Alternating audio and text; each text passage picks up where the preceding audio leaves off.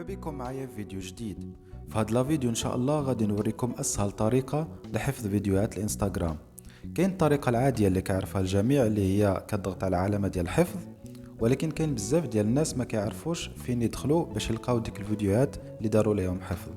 وهذا الشيء علاش الانستغرام فكر ودار طريقة جديدة هي اللي غادي نشرح لكم في هذا الفيديو ان شاء الله، فقط تابعوا معايا الشرح. ولكن قبل ما نبداو في الشرح كيف العادة ما تنساوش الاشتراك في القناة وتفعيل زر الجرس ليصلكم كل جديد. ودابا غادي ندوزو للشرح. كتجيو مثلا في اي ريل بحال هذا كتجيو كتضغطوا على العلامه ديال المشاركه او الارسال، بحال الا بغيتو تصيفطوه لشي صديق ديالكم. من بعد كتجيو كتضغطوا على العلامه ديال البحث، وهنا كتكتبوا الاسم ديال الانستغرام ديالكم. انا غادي نكتب هنا الاسم ديال الانستغرام ديالي ديال الحساب ديالي كيبان هو الاول. من بعد كديروا علامه بالازرق وكتضغطوا على سند او ارسال، وبهذه الطريقه هذا الفيديو كتصيفطوه للحساب ديالكم، يعني الحساب ديالكم ديال الانستغرام.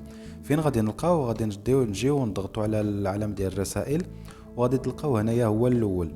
غادي تدخلوا للمحادثه ديالكم وغادي تلقاو كاع لي فيديو اللي كتصيفطوهم للحساب ديالكم.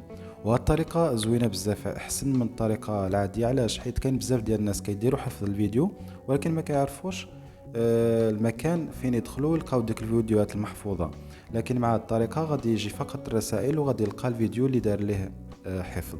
هادشي اللي كان في هذا الفيديو، كنتمنى تكونوا استفدتوا من هذا الشرح اللي درت لكم. ما تنساوش انكم تشتركوا في القناه وتفعلوا زر الجرس ليصلكم كل جديد.